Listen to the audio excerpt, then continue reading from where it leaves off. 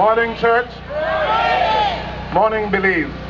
We have gathered here this morning as the slogans keep reminding us to take a stand. I want to remind all of us that as the children of God, as Christians washed by the blood of Christ, we need to focus on what it is that we are all about. We need, therefore, in taking a stand for Jesus. Now, this is so important in this dialogue and debate and confusion. We must not be confused. We must not be sidetracked. We must focus that it is because of Calvary that we have life, and therefore we can stand on our principles regardless of what is said.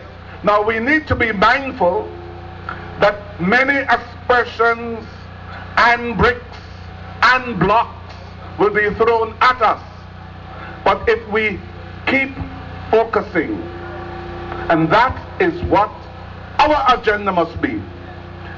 Now, in the very first book of Holy Scripture, in the book of Genesis, after God made man, and he looked at man and woman and saw that it was very good, he gave us a command to go and multiply and be fruitful.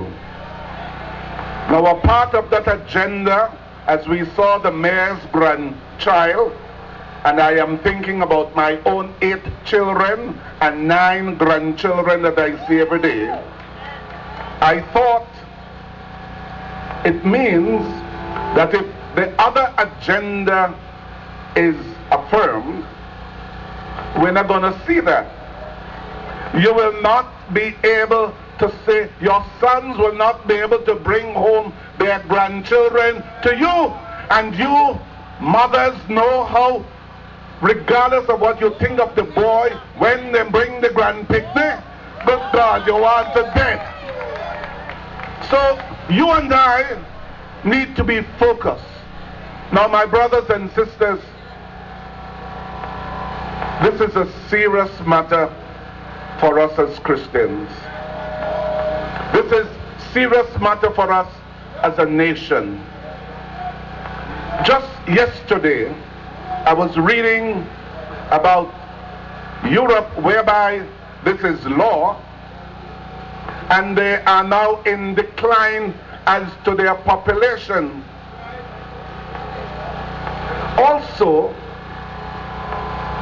if we want to talk about human rights, it is human to express that you are created in the image and likeness of God. That is our humanness, whereby we possess those qualities and attributes of a God who loves us so much that he decided to send his only son. And therefore, I want to challenge all of us, those of you who are gathered out here today, those who are listening in Radio Land, and as we go about our daily lives. 1, let us not allow ourselves to become like them. In other words, we need not throw any aspersions. Let us proclaim that Jesus Christ loves them as he loves us. Let us be mindful that we are human because of who God is. And we need to tell them. Now, just across from where we are standing will be the litigation of this case. Regardless of the outcome. Number 1, we as a church should know where we stand. And regardless of what the courts rule, we should know what we are about and what we are going to do. Number 2, let us not judge the judges. That's very important. so that we do not need to call that they be burned to the stake in the event that they rule against us, but rather to understand in this pluralistic world and community in which we live, if they may not wish to be abide by the rule of law as we understand. Because our Constitution, and I know that the senator is somewhere in the crowd and will speak in a while, love to remind Belizeans that we should know the Constitution. Well, the only Constitution I need is the Bible. And I make no apologies for that. I might misinterpret the law of the land, and there are consequences, but there is a greater consequence because it is about my eternal soul. And if I know the Constitution of Belize and don't know the Bible, my soul is lost.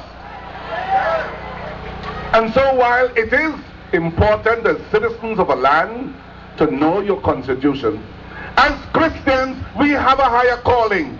And I beg of all of us here this morning, let us seek to follow our Constitution that was affirmed on Calvary's cross, and that is Holy Scripture given to us in Jesus Christ. Let us therefore take a stand, but let us focus on what that stand is. It is about bringing men and women, boys and girls, to a saving grace in Jesus Christ, oh Lord. Have a good day, Belize, and let us continue to stand honestly without fear or favor. We don't need to allow them to allow us to become like them in our behavior. God's richest blessings, and let us continue.